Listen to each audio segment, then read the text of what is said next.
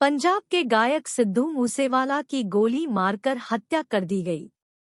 इससे एक दिन पहले ही पंजाब सरकार ने उनकी सुरक्षा वापस ली थी। मूसेवाला पर मनसा जिले के जवाहर के गांव के पास फायरिंग हुई थी। सिद्धू मूसेवाला का गायकी के साथ साथ विवादों से भी नाता रहा है। उनकी एक गाने की फीस कई लाख रुपए थी और उन्हें महंगी गाड़ियों का भी शौक था। जाने उनकी नेटवर्थ कितने करोड़ की थी।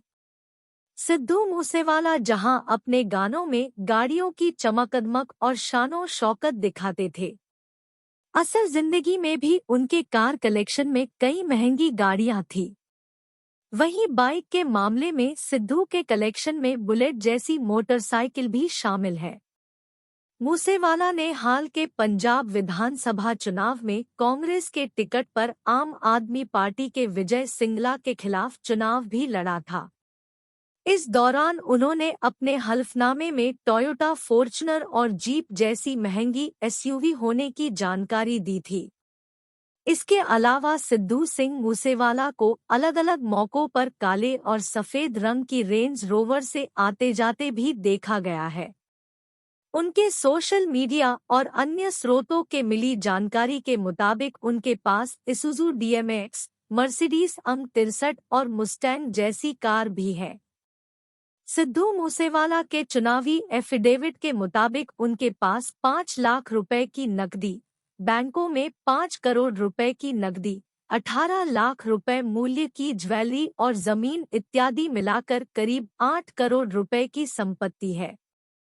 वहीं पंजाबी सेलिब्रिटीज पर नजर रखने वाली कई अन्य वेबसाइट ने उनकी गाने की फीस, यूट्यूब वीडियो से कमाई के आधार पर उनकी अनुमानित संपत्ति 30 करोड़ रुपए की बताई है।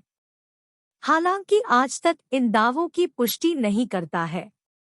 11 जून 1993 को जन्मे शुभदीप सिंह सिद्धू उर्फ सिद्धू मूसेवाला मनसा जिले के मूसावाला गांव के रहने वाले थे।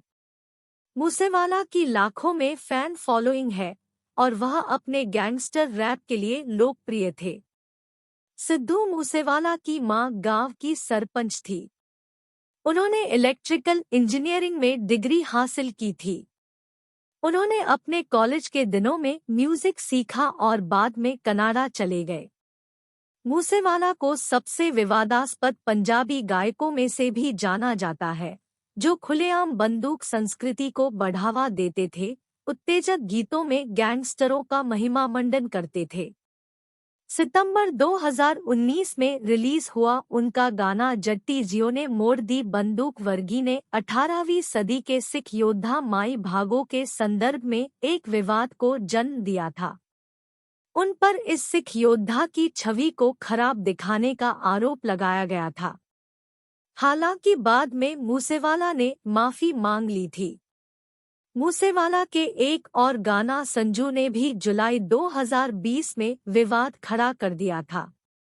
यह गाना एक 47 फायरिंग मामले में सिद्धू मूसेवाला को जमानत मिलने के बाद रिलीज हुआ था। उन्होंने सोशल मीडिया पर रिलीज हुए गाने में अपनी तुलना अभिनेता संजय दत्त से की थी।